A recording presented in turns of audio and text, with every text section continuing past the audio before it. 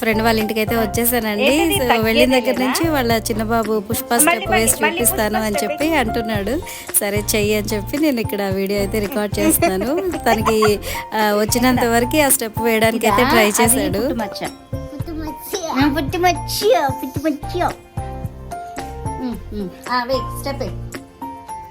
పుష్ప పుష్ప పుష్ప పుష్ప తగ్గేదేలే.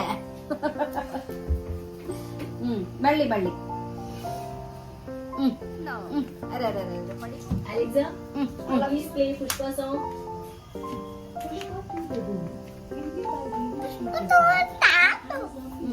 అదిగో అదిగో అదిగో అదిగో పుష్ప సాంగ్ ప్లే అవుతుంది. వెయ్